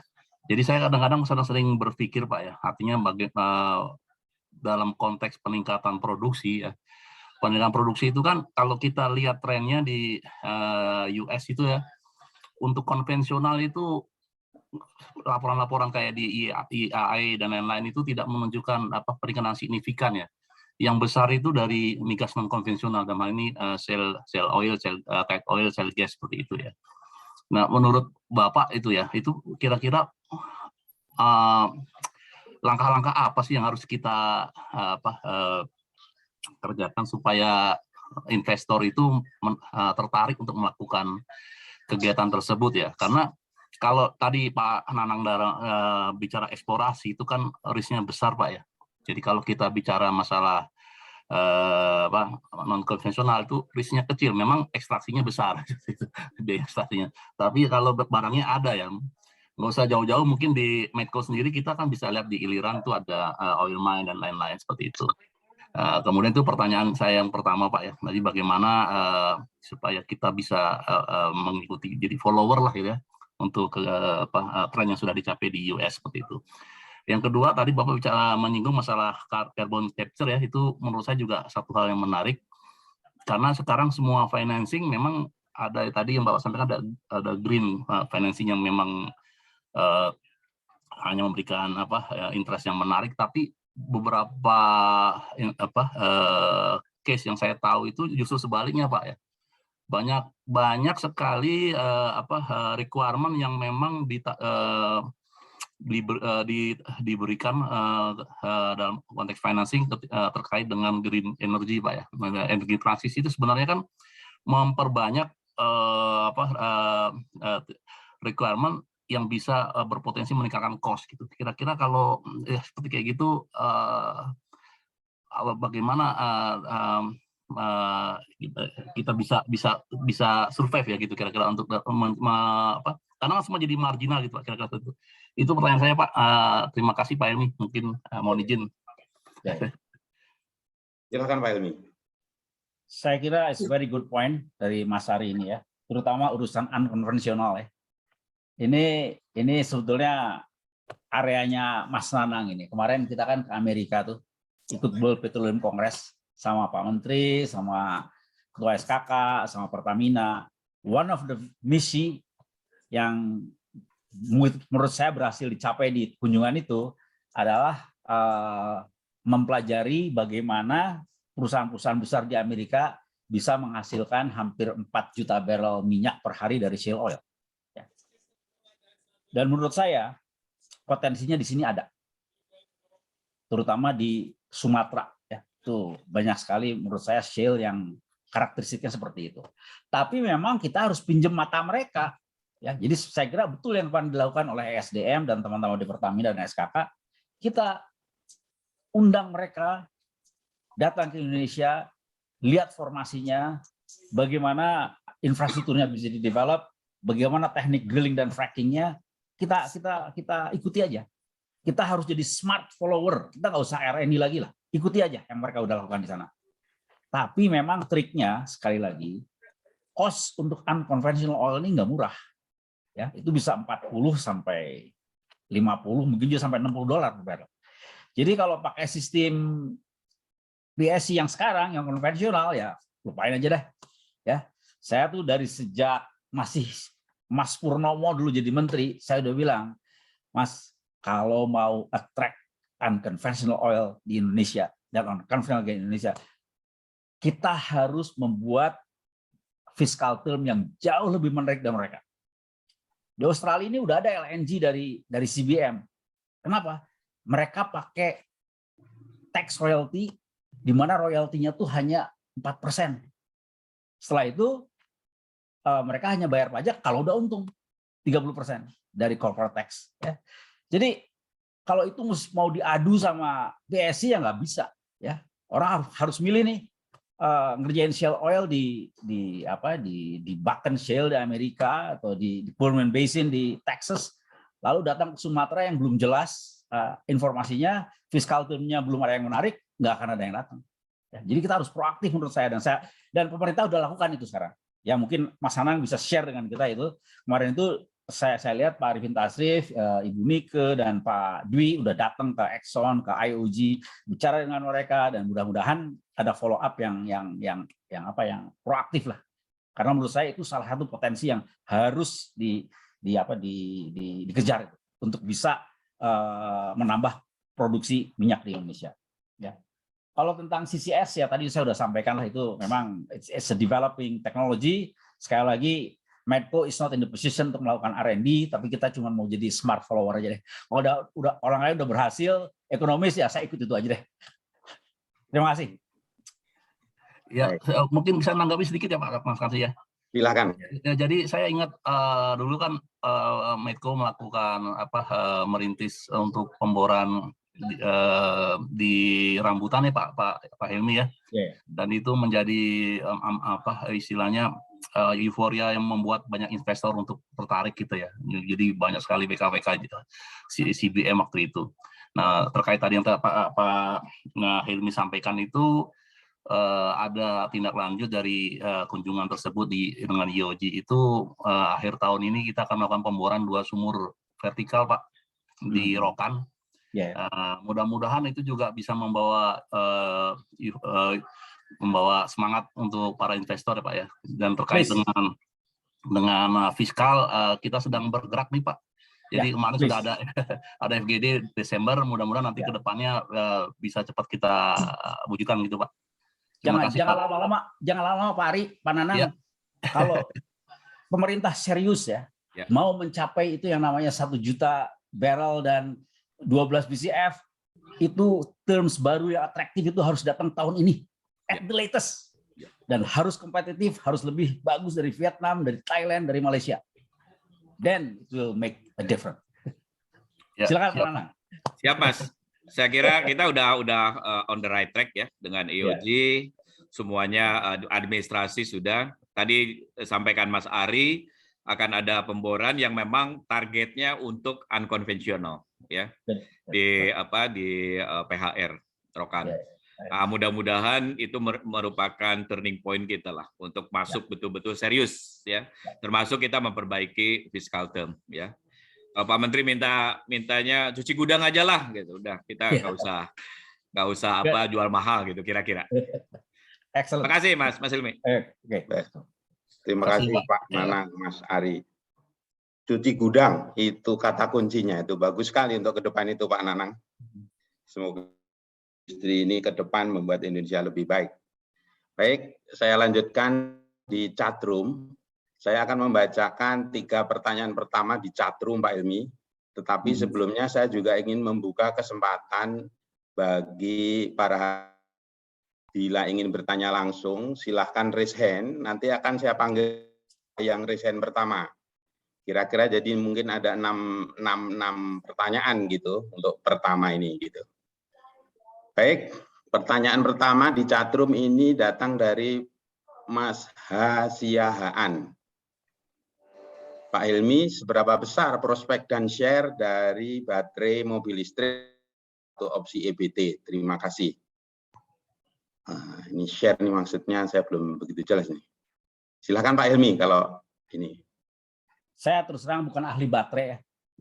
Tapi itu menurut saya baterai hari ini lebih berperan dari sisi demand ya. Jadi kalau misalnya mobil listrik ya artinya baterai sudah bisa secara efektif menjadi penggerak dari mobil listrik. Dan itu hari ini sudah bisa dibuat yang membuat mobil itu bisa berjalan sampai ratusan mile. Saya kira itu bagus-bagus saja. Tapi sebagai storage di pembangkit listrik matahari maupun angin, saya nggak tahu angkanya persis, tapi memang masih belum besar di Indonesia. Di tempat lain, di Amerika terutama di California yang sudah sangat maju, itu sangat berperan. Kenapa? Karena memang si baterainya itu bisa di mana-mana. Yang saya jelaskan tadi, dari mulai pembangkit, transmisi, distribusi, sampai dengan end user, itu di banyak tempat itu ada baterai, ada pemakai. Dan mereka disambungkan oleh smart grid yang dikontrol oleh artificial intelligence. Pada saat ada yang kurang, dia masuk. Pada saat ada yang lebih, dia mengalirkan kembali. Tapi ya seperti yang saya bilang tadi, tetap harus ada backup-nya. Ya. Tapi share-nya berapa persen? Menurut saya masih sangat kecil, karena memang renewable energy juga overall masih sangat kecil. Ya. Tapi berapa angkanya saya nggak tahu. I don't have the number. Ya. Ya. Terima kasih Pak Helmi. Oke. Langsung kepada Pak Helmi, silahkan raise hand, nanti akan saya panggil yang 3 raise hand pertama. Untuk sementara saya lanjutkan dari chatroom dulu ini. Pak Helmi ada dari Pak Wisnu, HCML Wisnu. Pak Helmi, pemaparan tentang demand migas dunia 20-30 tahun ke depan tentunya akan align dengan visi IOG 4.0 SKK migas. Bagaimana pendapat Bapak? Monggo Pak. Saya kira align kok. Ya, apa yang disampaikan sama Pak Nanang tadi itu kan yang dilakukan oleh pemerintah. Dengan studinya McKinsey, ya paling-paling beda-beda sedikit lah. Tapi yang jelas bahwa sampai dengan 2040 antara 70 sampai 80% fossil fuel ini masih berperan, itu fully aligned. Ya. Baik. Kita lanjutkan dengan Mas Imam Dermawan. Oh, belum ada yang resen ya. Tapi kalau Mas Imam Dermawan ini pengen langsung bertanya, selain saya bacakan, saya kasih kesempatan langsung aja Pak Helmi ya. Ya, silakan. Mas Imam Dermawan mau langsung bertanya atau sebelum saya bacakan Mas Imam? Mas Imam Dermawan? Wah, kayaknya nggak on ini, berarti saya bacakan aja. Selain inovasi renewable, ada lagi inovasi konversi fosil fuel ke clean energy. Di antaranya konversi hidrokarbon ke hidrogen. Terus carbon capture di belter atau pembangkit listrik. Bagaimana dengan prospek ini, Pak? Terima kasih. Saya kira inovasi is the key ya untuk renewable energy yang akan di-develop masa yang akan datang. Tapi memang kalau hidrogen ini hari ini masih mahal, ya, apalagi dari hidrokarbon. Jadi jumlah energi yang diperlukan untuk mengkonversi itu lebih tinggi daripada hasil energinya, makanya mahal sekali. Ya, tapi ya itu akan berkembang terus. Saya kemarin bicara sama istrinya Abah tuh, Nenen, dia ahli hidrogen. Katanya menurut beliau mungkin setelah 2030 lah, mungkin bisa komersial itu. Ya, insya Allah. Amin. Ya, amin. Kalau CCS tadi saya udah bahas, saya kira nggak usah ulang lagi. Terima kasih. Ya, terima kasih Pak Helmi. Berikutnya ada Pak Asep SA ini Pak. Beliau ini Ketua Ikatan Alumni Geofisika ini. Pak Asep, mau bertanya langsung ke Pak Helmi, Pak Asep? Pak Asep SA. Oke, saya bacakan aja ini. Karena Halo, Mas Kamsi. Oh, bisa. Maaf, Pak Asep. agak Silakan gangguan. langsung Pak Asep. Siap, ada gangguan sedikit, gangguan teknis. Selamat malam Pak Hilmi, Assalamualaikum warahmatullahi wabarakatuh. Pak Hilmi, tadi menarik pandangan Bapak bahwa Medco atau grup Bapak ini masih yakin bahwa fosil fuel atau energi yang dihasilkan fosil itu masih trennya ke sana ya Pak ya, masih bagus 20-30 tahun ke depan, sehingga kelihatannya Medco masih fokus di energi fosil gitu ya. Dan ini mungkin kemarin saya 2 minggu yang lalu dapat juga berita bahwa Exxon pun sebenarnya masih fokus di situ Pak. Mereka dalam tanda kutip I don't care dengan renewable gitu, kurang lebih demikian. Dan mereka sebetulnya yang dilakukan adalah melakukan upaya-upaya bagaimana membuat clean energy di fossil fuel gitu Pak ya. Teknologinya dan lain-lain. Nah, pertanyaan saya, dengan pandangan Bapak tersebut, kira-kira grup Medco ini masuk non-fosil tentunya tadi Bu Nini disampaikan ada geothermal, ijen, dan lain-lain. Kira-kira grup Medco itu berapa persen sih Pak masuk ke sini, dan istilahnya bagaimana memaintain ke depannya? Itu aja mungkin Pak Hilmi. Terima kasih Mas Kamsi. Terima kasih Mas Asep. Ya. Jadi begini, Medco Energy ini kan perusahaan nasional di Indonesia. Jadi yang saya harus lihat ini adalah, kita kan sekarang fokusnya di region lah.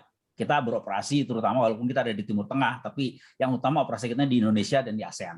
Ya, di Malaysia, di Vietnam, di Thailand. Ya. Nah, jadi yang betul-betul harus kita perhatikan bagaimana demand energi di kawasan ini.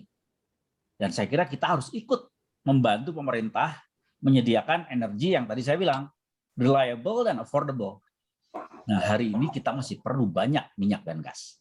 Oleh karena itu, Medco masih sangat agresif untuk menyediakan cadangan dan produksi migas yang baru. Karena itu align dengan yang dibutuhkan pemerintah.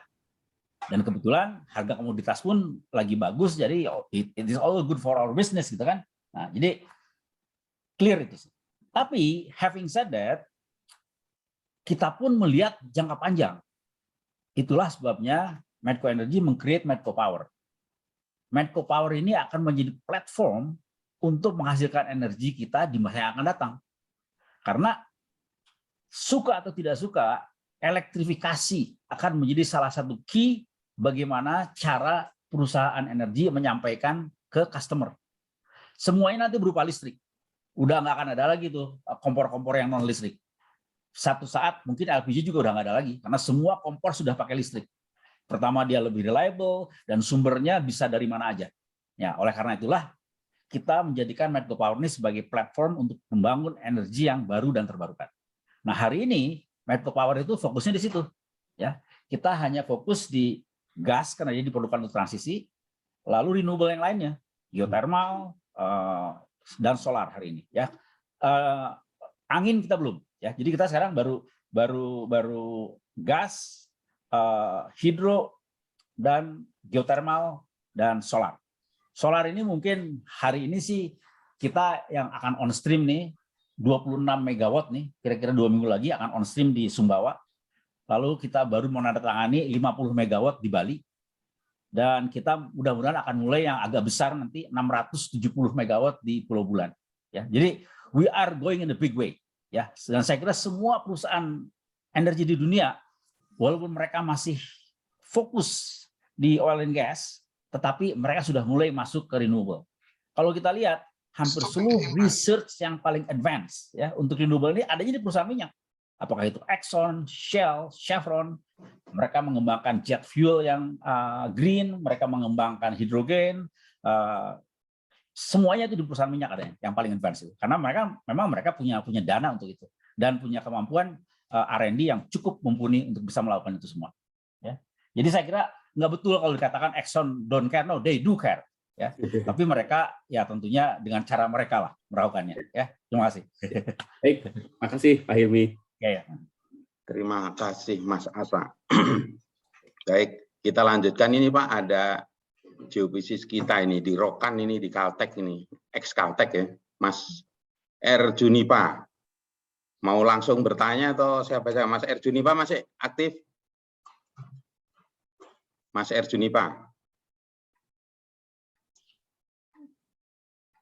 Wah, di Pekanbaru ini kayaknya lagi gangguan sinyal ini. Saya bacakan aja Pak.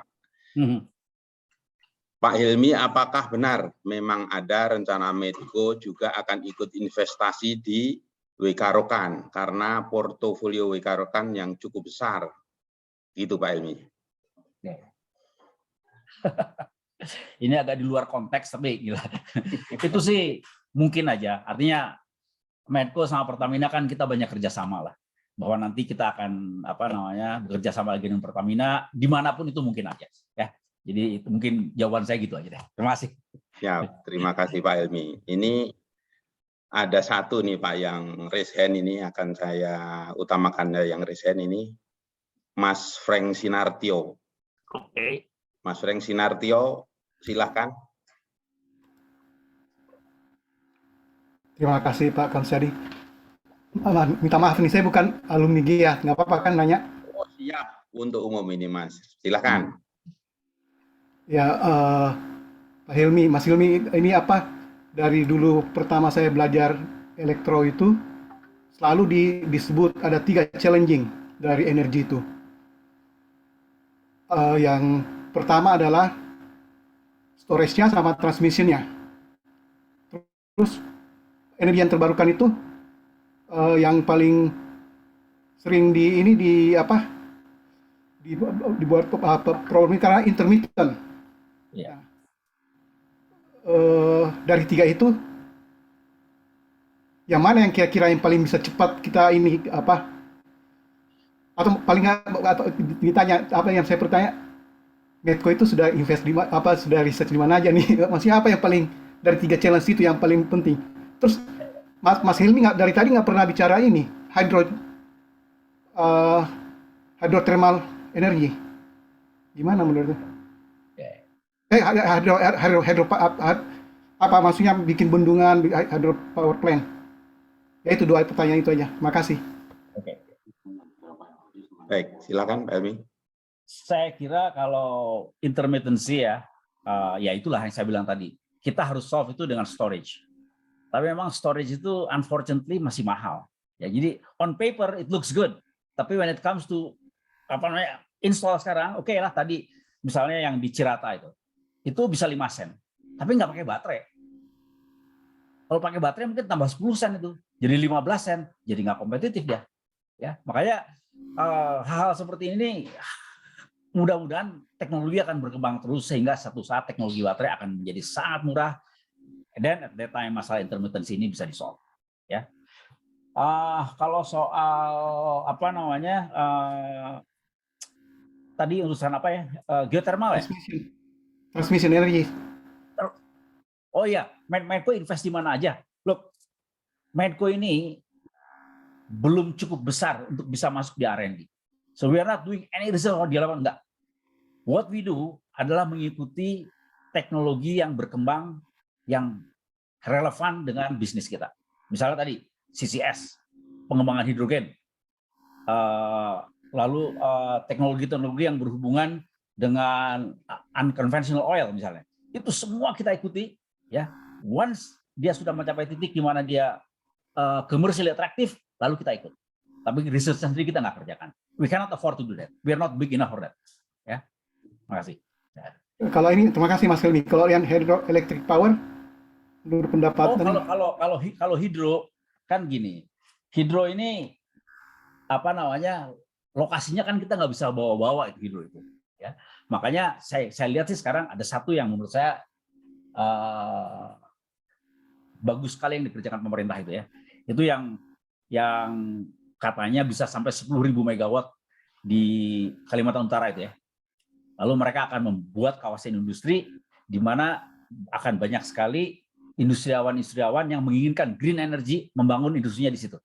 Nah, menurut saya disitulah kita bisa menyebar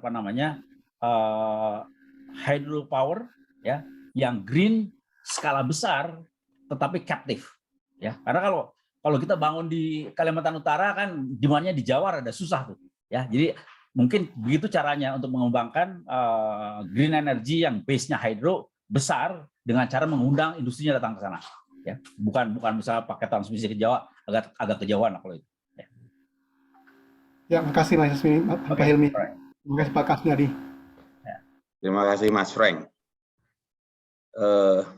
Kita lanjutkan sebentar lagi Pak Hilmi karena waktu sudah 21:23 ya. Iya ya, ini kayak kita harus batasi ini. Ya, tiga lagi pertanyaan mungkin Pak, nanti kita akan foto bersama dulu yang 2030. Baik, ini ada dari Pak Agus Prayitno. Pak Agus Prayitno mau langsung bertanya ke Pak Hilmi. Pak Agus Prayitno. Baik, Pak. Oh, silakan Pak. Pak Kams. Selamat malam Pak Hilmi. Pak, kalau tadi disampaikan ada 2 challenging yang sekiranya tidak bisa dikerjakan oleh Pak Jokowi tadi.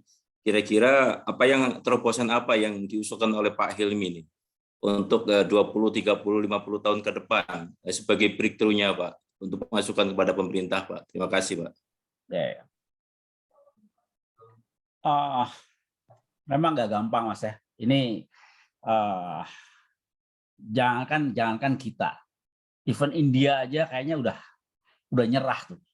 Kalau dipaksa mesti 2060 net zero, sementara poverty dan inequality masih begitu besar di negaranya. Ya, itu kan butuh investasi besar. Jadi unless negara maju yang menjanjikan $100 miliar per tahun itu terjadi, maka itu bisa dipakai untuk yang tadi itu capex energi baru yang terbarukan yang dibantu oleh mereka sehingga bisa dijual dengan harga murah ya kepada yang memerlukan di negara berkembang. Tanpa itu saya nggak lihat ada solusi yang berarti.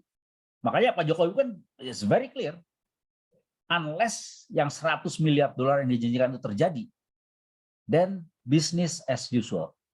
Ya, jadi keinginan untuk bisa 1,5 derajat at the end of the century mungkin akan menjadi mimpi aja itu.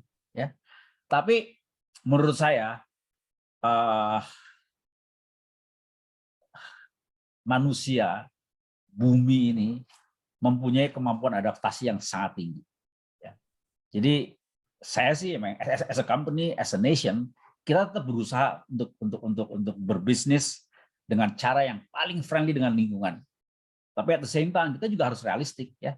Jadi bagaimana kita di setiap langkah operasi kita nih make sure greenhouse gasnya dikurangi ya. Saya juga mungkin kalau mau sih ini Pak Ronald udah di sini, dia tuh di lapangan tuh melakukan berbagai cara untuk make sure semua engine yang kita pakai itu greenhouse gas emission-nya dikontrol dan diturunkan dari waktu ke waktu dan dilaporkan ya.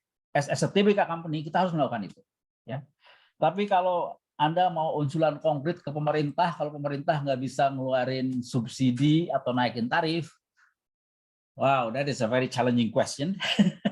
Karena ya memang somebody has to pay for it, Mas. Tinggal masalahnya siapa yang mau bayar itu? We cannot afford it. Ya, mudah-mudahan negara maju yang janji 100 miliar itu jadi kenyataan. Kita tunggulah. Itu kan katanya janji di G20 nanti. Dan itu yang harus ditagih oleh Pak Jokowi ke semua pimpinan-pimpinan dunia di Bali nanti. Terima kasih, Mas. Baik, terima kasih Pak Hilmi. Terima kasih Pak Agus. Pak Hilmi, ini ada teman saya Mas Minarwan nih, sudah lama banget nggak ketemu ini. Raise hand. Silakan Mas Minarwan, langsung saja. Terima kasih Pak Kamsiadi, selamat malam. Pak Kamsiadi juga selamat malam Pak Hilmi, juga Bapak-Bapak dan Ibu-Ibu yang saya hormati. Mohon izin bertanya atau berdiskusi dengan Pak Hilmi ini Pak. Jadi kita berusaha mengurangi greenhouse gas emission. Selama ini apa yang kita kerjakan ini mohon maaf sebelumnya nih. Ini kita ingin apa ya namanya, do something sehingga kita merasa sudah ikut ambil bagian dalam mengurangi green gas emission ini, atau memang kita sudah ada model-model yang menyatakan jika sekian banyak orang berpindah ke electrical vehicle, kemudian kita bisa menggunakan, kita bisa mengurangi sekian, lalu seterusnya jika lebih banyak industri yang bergabung juga akan makin berkurang. Tapi di lain pihak kan kita tahu bahwa nanti di ini untuk membuat baterainya sendiri kita memerlukan komoditas, juga komoditas untuk penambangannya mungkin juga akan apa namanya memberikan sumbangan ke greenhouse gas emission ini, Pak. Kira-kira begitu, Pak, pertanyaan saya. Jadi model Pak Nirwan di mute, Pak Nirwan, Anda termute Anda. Nah, Anda termute barusan. Oke, go ahead. Pertanyaan saya tadi sempat terdengar nggak ya? Yang terakhir nggak hilang sebentar yang. Oh, yang terakhir hilang, Pak.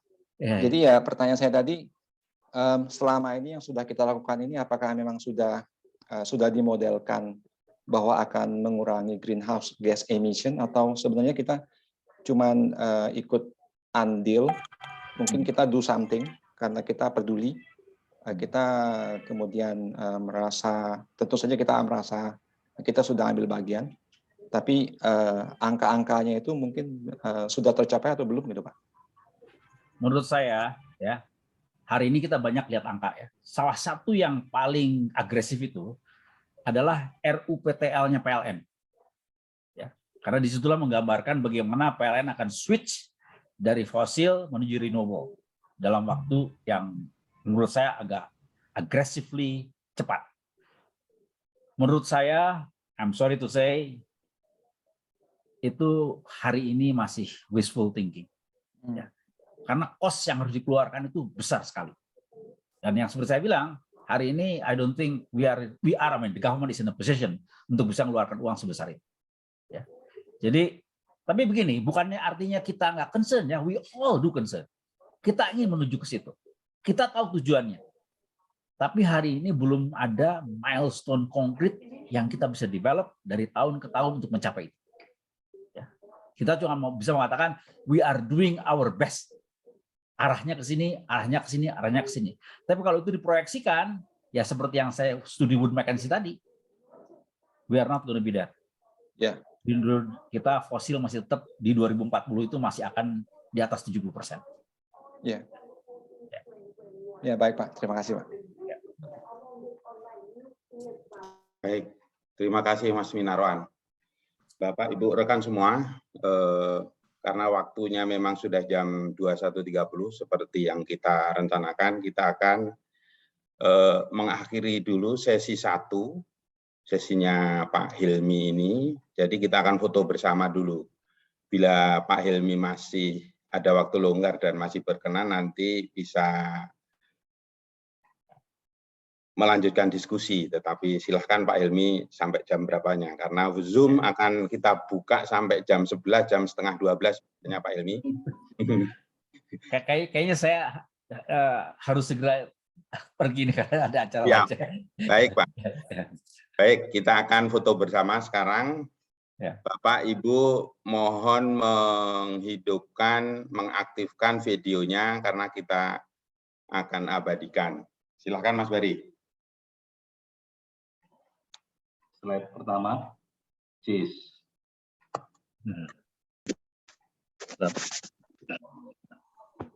Wah, karena banyak yang hadir ini, kira-kira ada 7 screen ini Pak Hilmi.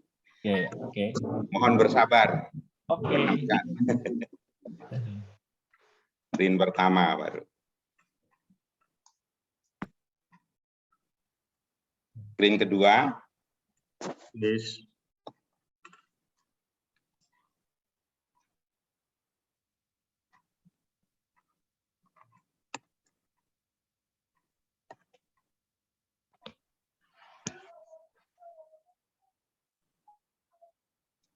Screen ketiga.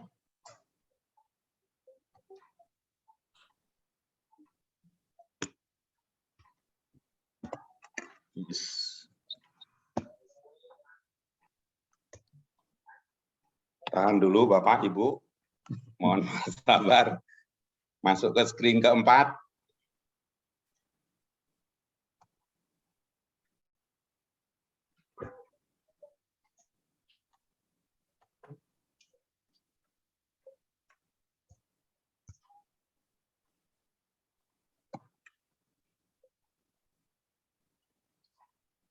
Baik, screen kelima.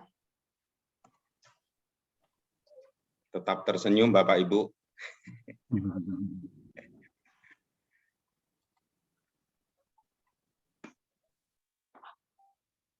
Kelima.